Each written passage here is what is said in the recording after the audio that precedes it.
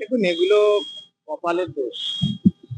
কারণ এর আগের দিনই তো বলেছিলাম আমরা 7ই সেপ্টেম্বর প্রথম পর্যায়ে পাপের প্রায়শ্চিত্ত করে ফেলেছি। আজকেও একটা প্রায়শ্চিত্ত করতে এসেছি। আমাদের আক্ষেপ দুঃখ যে আমরা যোগ্য, তা সত্ত্বেও আমাদেরকে একই যোগ্যতা নির্ণায়ক মানের পরীক্ষা দিতে হচ্ছে। আমরা এই সিস্টেমের শিকার। দুর্নীতির ভয়াবহ যে রূপ, তার যে কুপ্রভাব সমাজে, সেটা আমাদের উপর দিয়ে যাচ্ছে। এখন আমরা যাব কোথায়?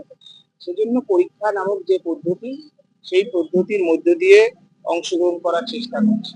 আপনি তো 9-10 চাকরি করতেন, এসএসসি 16 সালের যে প্যানেল চাকরি গেল, আবার 11-12 পরীক্ষায় বসতে হচ্ছে কেন? দেখুন, আমরা যেহেতু আমি এমএসসি আছে আমার জুলজির উপরে, তো এটা আমরা পরীক্ষায় বসতে পারতাম, আগের বারও পেরেছি। আহ দু জায়গায় বসার সুযোগ আছে মহামান্য সুপ্রিম কোর্টের নির্দেশে, এবং এসএসসিরও রুলসে আছে, তাই দু জায়গায় আমরা সেই বসলাম পরীক্ষায়। সন্দেহের কোনো জায়গা রয়েছে যে এটা না হলে ওটা হলো না? দেখুন, আমরা নবম দশমের পরীক্ষার ক্ষেত্রে তো বলেইছিলাম যে আমাদের সুযোগ ছিল না।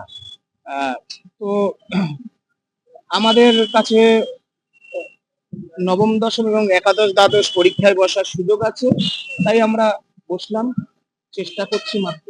প্রেশার একবারে প্রথম তারা বলছে যে একটা অন্যরকম প্রতিযোগিতা কিন্তু তারা করে গেল, যোগ্য চাকরি হারারা এখানে একটা অ্যাডভান্টেজ পাচ্ছে। তারা মাঠে ময়দানে লড়াই আন্দোলন সংগঠিত করুক, যাতে মাননীয় মুখ্যমন্ত্রী যে ভ্যাকেন্সি বৃদ্ধির কথা বলছেন, সেই ভ্যাকেন্সি যাতে বৃদ্ধি পায়, সেই দাবিতে তারা যেন আপসীন লড়াইয়ে থাকে। আমরা যেভাবে দুর্নীতির শিকার হয়েছি, তারা যেন সতর্ক থাকেন। দুর্নীতির বিরুদ্ধে প্রথম দিন থেকে আগাগোড়া লড়াইয়ে যেন তারা মাঠে ময়দানে কোর্টের লড়াইয়েও থাকেন।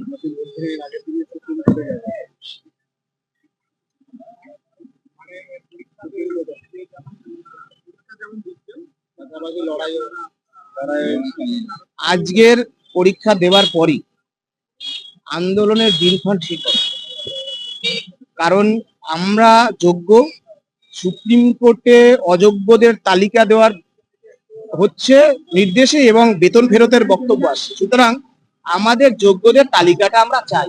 আমরা এসএসসি 2016 প্যানেলে যেভাবে নিজের যোগ্যতায় নিজের মেধার জোরে বলিয়ান হয়ে চাকরি পেয়েছিলাম, সেই চাকরিতে আমরা ফিরে যেতে চাই।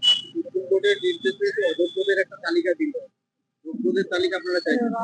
হ্যাঁ, অযোগ্যদের তালিকা দিয়েছে, বাকি যারা আছে তাহলে তারা যোগ্য। এসএসসির মাননীয় চেয়ারম্যান বলছেন যে যারা বেতন পাচ্ছেন, বিদ্যালয়ে যাচ্ছেন, তারা যোগ্য।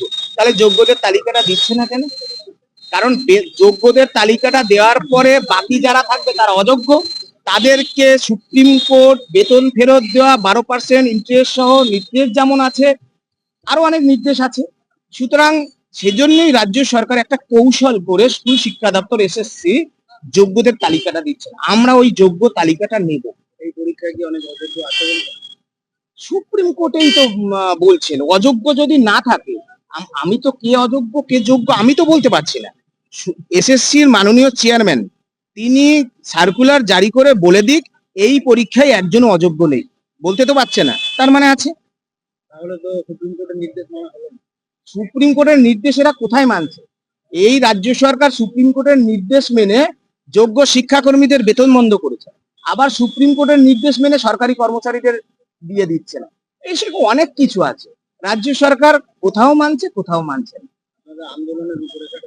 আন্দোলনের রূপরেখা দেখবেন এসএসসি কেন্দ্রে যত দুর্নীতির ঘুঘুর বাসা ওই স্কুল সার্ভিস কমিশন। সুতরাং শান্তিপূর্ণভাবে গণতান্ত্রিক রীতিনীতি মেনে পুলিশ প্রশাসনের আপনারা করলেন, কিন্তু সেখানে বাধার মুখে পড়তে হলো, যেতে দিল না, আটক করে দিল। এবার কি অন্য পন্থা থাকবে? দেখুন, পৃথিবীর ইতিহাস যদি উল্টে দেখেন বা বাস্তিল দুর্গের পতন যদি দেখেন, অনেক কিছু শেখায়। আমি কিছু বলছি না, কিন্তু এখানেই বলছি যত দুর্নীতিগ্রস্ত যারা তাদের কি হাল হয়েছিল, সেই হাল যদি আটকাতে চান, যোগ্যদের তালিকাটা দিন। দুর্নীতির বিরুদ্ধে রাজ্য সরকার পদক্ষেপ গ্রহণ করুক, আর এই পরীক্ষা যেটা হচ্ছে স্বচ্ছভাবে হোক।